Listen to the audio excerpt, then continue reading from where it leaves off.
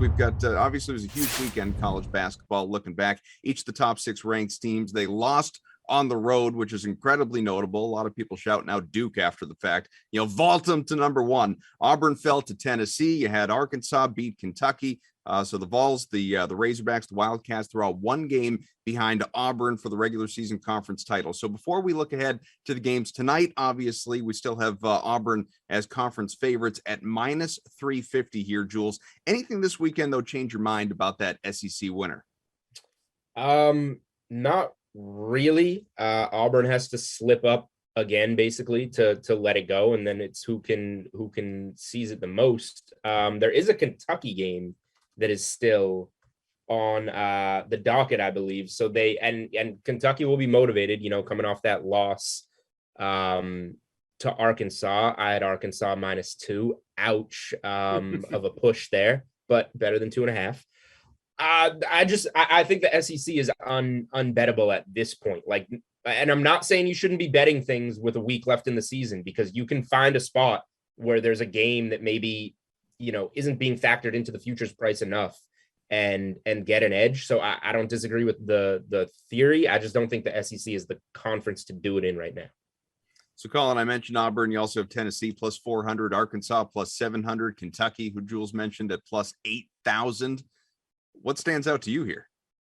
Unfortunately, I just don't see a path for any of those smaller teams, because Auburn has a 1-game lead and 2 to play. So right now you would need them to lose to Mississippi State, because they're not going to lose on senior day at home. This South Carolina team that is just not in the same league in talent. So you would have to get Auburn to lose at Mississippi State, possible, because MSU's been very good at home this year. But then Arkansas has tiebreak on Auburn, so they could actually still slide in. But their last 2 games are LSU at home and then Tennessee on the road. Just too much of a path there. I think it's too challenging at this point to see them find a way through. So I like the money at Auburn at minus 350. In fact, I think there's probably some value there. Just not really a path forward for anybody else in the SEC right now. We'll stay with you here, Collin. What else stood out to you from over the weekend, just in general with all these SEC games? So Baylor getting that huge win at Kansas with Kansas gets back Remy Martin, and only plays 11 minutes, but they did it without JTT and LJ Cryer. So when Baylor gets all of their depth back for the NCAA tournament, I think they're going to be right back in the same position they were last year, which is incredible considering how much turnover they had on that roster. James Akinjo is the kind of guard that wins NCAA tournaments. He's a guy who could create his own shot. He gets teammates involved. He doesn't make a ton of mistakes. It's really, what they've done in Waco is just kind of miraculous, to go from last year's team that made the run and to be able to be in position to do that again with all new players is really just incredible. And Gonzaga's loss to me this weekend was an absolute win for the program. Chet Holmgren plays 32 minutes, maybe the best player in the country, one of the top 3 players in the NBA draft. He takes 7 shots. Not good enough against the St. Mary's team that's going to slow you down. And if anybody knows how to beat Gonzaga at St. Mary's, I think it was the check that Gonzaga needed going to the West Coast Conference tournament. So I think that was kind of a win for the program, even though it was a loss on paper. What about for you, Julian? Yeah, the Zags lost. They always slip one of these into St. Mary's late in the season, I feel like. I played some St. Mary's plus 10.5. I was too much of a coward to sprinkle on the money line, and it came through. But this probably is a good thing, like Collin said, for them going into the conference tournament. So not that, I think they're going to be around, I don't think it's open on DK Sportsbook yet, but I'm seeing around minus 400 to win the conference tournament. Not that you want to lay that, but you can parlay things. So maybe you consider Gonzaga as a piece of a 2-leg tournament winner parlay if you're going to back some heavy favorites. I agree that they should be in good position there. I did reach out to the DK Sportsbook operations team, so shout out to them on this. Closing numbers for those top 6 ranked teams in the country to lose. 3 of them were actually, 3 of those games weren't upsets from an odds standpoint. They were short favorites, but a $1 parlay on those top 6 teams losing on Saturday would have paid out $273. So whatever, if you're a $100 unit better, if you parlay it, nobody did, but if you did, you're up over 27 grand. Congratulations. Wild college hoop Saturday. It's set. My takeaway is that it sets up a great last week of the season. I can't wait for next Saturday, and then it's conference tournament week. And I don't know how I'm going to get any work done, because I'm going to be watching my TV during the weekdays for weekday noon tip-offs, and it's the best week of the year.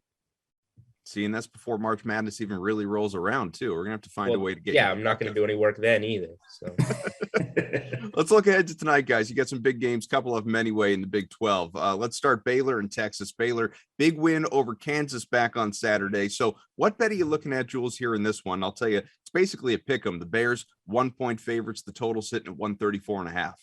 I think a little money came in like literally since we started this show with Baylor now at -2 on DK Sportsbook. Baylor's the better team. I want to bet Baylor. I'm picking Baylor to win. I don't think I'm going to bet it because of the hangover spot, especially what they needed to come back and beat Kansas in that Saturday night home game. Now you got to go on the road against a Texas team that personally I don't love. They're all over the place, but they can beat anyone.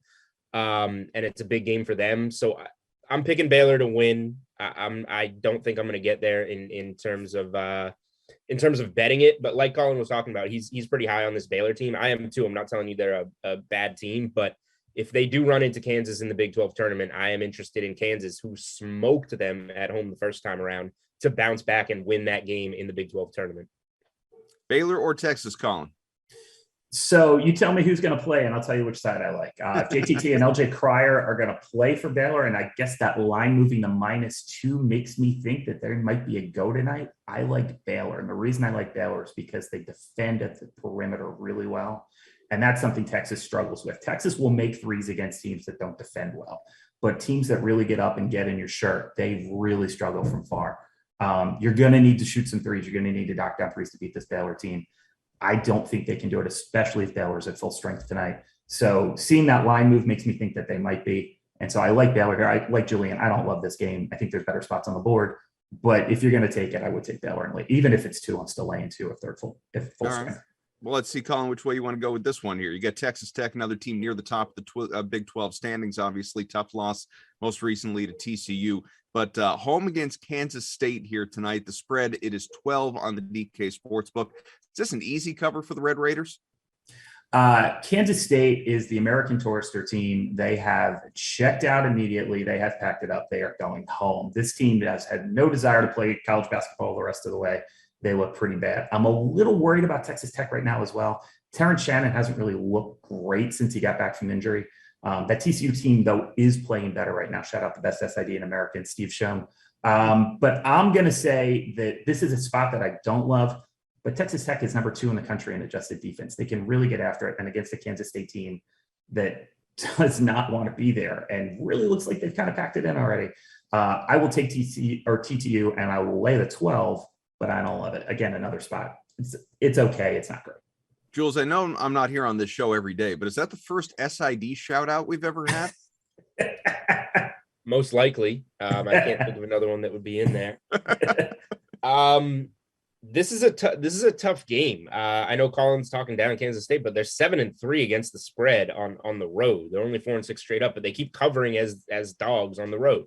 And 12.5, that is a ton of points. Like Texas Tech can still play a great game, win by 10 or 11 points, and bam, K-State covers. So for me, I mean, it does have to end. I mean, you got to talk up Texas Tech, a perfect 17-0 at home. They're 14-3 against the spread at home. So like they're covering. For me, I like the bounce back spot for Texas Tech. So with big numbers like this, I would generally defer to the first half.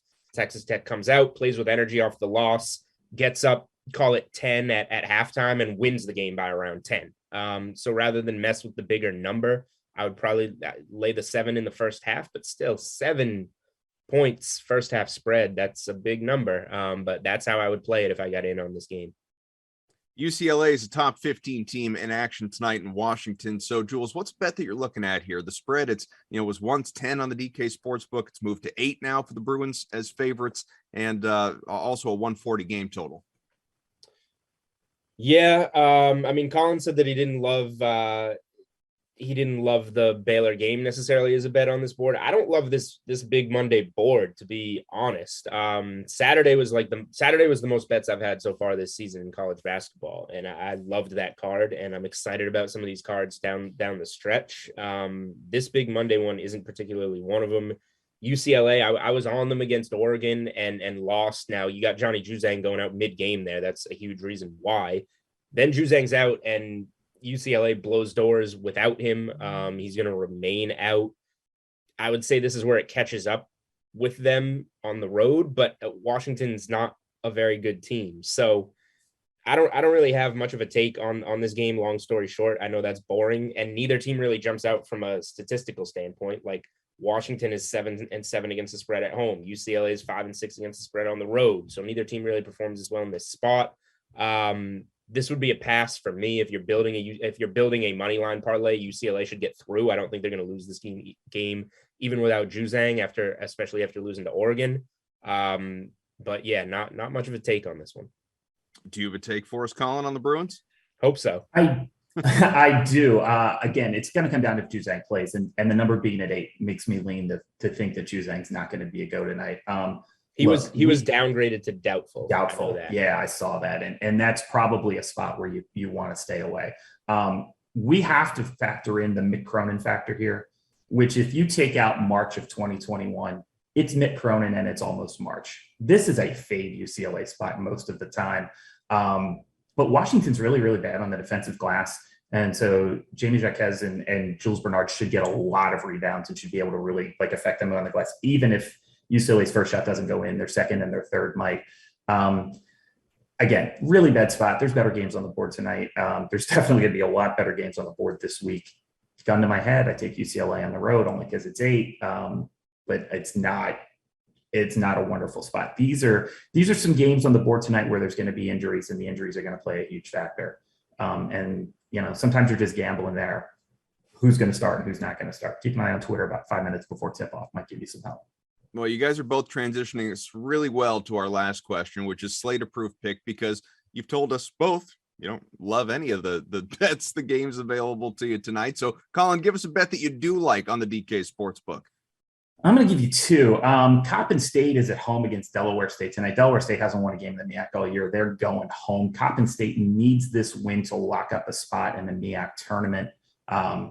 It's -11. Coppin should win this game by 20 plus. This is just a really good spot. D-State has hung around some teams this year, kept some games close. They're not going to do that tonight. And they're going to try and get their 1 win of the year on senior night when they get back home.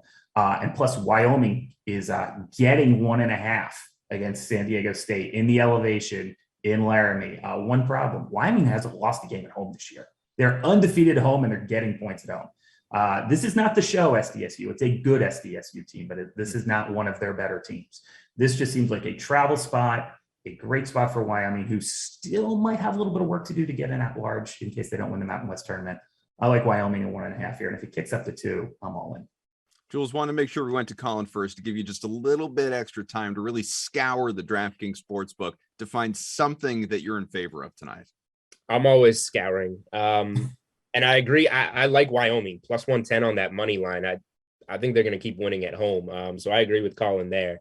If I bet anything tonight, it would be Wyoming and/or Texas Tech first half. But my play here, we're going futures are up.